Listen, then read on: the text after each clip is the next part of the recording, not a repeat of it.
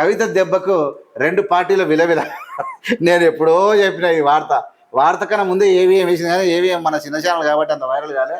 అందరికన్నా ముందే నేను దెబ్బ కొట్టేది నేనే రాష్ట్రంలో. కరెక్ట్ మీరు చూస్తే, మీరు ఒకసారి చూడండి, 2-3 రోజులకు వెంకబడి ఇవి ఎప్పుడో చెప్పేసి నేను. విలవిల కాదు, గిలగిల కొట్టుకోవాల్సిన వీళ్ళు. కవిత దెబ్బకు 2 పార్టీలు కథమైపోయిన విలవిల వచ్చింది.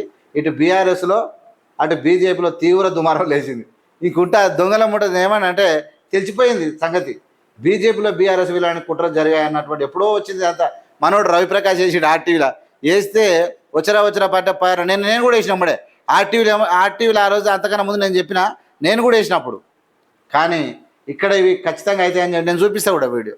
నేను ఎట్లా వేసినా ఎట్లా చెప్పినా ఎందుకు అవుతున్నాయి ఈ ఇద్దరి కారణానికి. ఏంటంటే వీళ్ళిద్దరి లక్షణాలు ఒకటే, ప్రజలను నమ్మియాలి, సెంటిమెంట్ రగిలియాలి.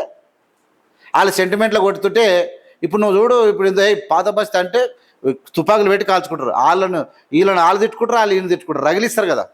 రగిలిచ్చేతోళ్ళు సపరేట్ ఉంటారు. ఇది పరిస్థితి ఇక్కడ ముందే. ఎందుకంటే ఇలా క్వాలిటీస్ అవే కాబట్టి నేను అట్లా చెప్పిన. రైట్, ఇక్కడ బీజేపీలో బీఆర్ఎస్ విలీనానికి కుట్రలు జరిగాయన్నటువంటి కవిత ఇక్కడ ఆ వ్యాఖ్యలను సమర్థించిన బీజేపీ ఎంపీల రాజాసింగ్ తమ వాళ్ళు అమ్ముడు పోయారంటూ కామెంట్స్ తలలు పట్టుకున్నటువంటి 2 పార్టీ నేతలు ఇక్కడ క్యాడర్కు ఏం సమాధానం చెప్పాలో తెలియక ఆగం నెత్తి పట్టి గుద్దుకోరి గుప్ప. నీకు అది తప్ప ఇంకేం గతి లేదు మీ ముఖాలకు. అంత నేనేమంటానంటే ఒక్కనికన్నా ప్రజాసేవ చేద్దాం. ఆ బీజేపీలో ఎంగు రక్తం ఉంటుంది. ఆ ఏబీవీలో పనిచేసినోడు, ఆ బీజేవైఎంలో పనిచేసినవాడు, వాళ్ళ లీడర్లు గారు ఎమ్మెల్యేలు గారు వాళ్ళు ఇక కన్మార్గా అయిపోతారు. దొంగలు వస్తారు. ఇక ఆ పార్టీలో దోసుకున్న దొంగలు ఈ పార్టీలో దోసుకున్న వచ్చి బీజేపీలో నాయకులు అవుతారు. మరి ఆ ఏబీవీపీలో కష్టపడినటువంటి నాకు చాలామంది బీజేపీలో ఫ్రెండ్స్, ఏబీవీపీలో రాష్ట్ర స్థాయిలో జాతీయ స్థాయిలో పనిచేసిన నాకు ఫ్రెండ్స్. వాళ్ళు ఎక్కడ పోతారు, వాళ్ళు ఎమ్మెల్యేలు గారు కన్మార్గా అయిపోతారు. వాళ్ళు ఇక మాల వేసుకొని జపం చేసుకుంటూ పోతారు.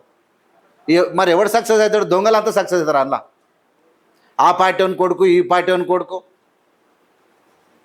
డి శ్రీనివాస్ కొడుకు, మా ఈటెల రాజేందర్, మా డీకేఆర్న వేరే పార్టీలో పెరుగుతారు. ఈ పార్టీలో వచ్చి ఇక మన ఏమైనా చీమలు పెట్టిన పుట్టలు పాములకి చీమలు ఎవరు? ఈ ఏబీవీపీ కార్యకర్తలు, ఈ బీజేవైఎం వాళ్ళు మొత్తం కష్టపడతారు. వాళ్ళు మార్కే ఉండి ప్రతి ఒక్క ధర్నాలు చేసి వాళ్ళు కష్టపడితే చీమలు పెట్టిన పుట్టలకు పాములు ఇరువైనట్టు ఆ పార్టీ దొంగలు ఈ పార్టీ దొంగలు బీజేపీలో వచ్చారు. అంతే, దేశం మొత్తం అంతే. ఇది కథ. ఇజ్జత్ తలాడు పట్టుకొని ఏడవంతరో పండురు ఇప్పుడు.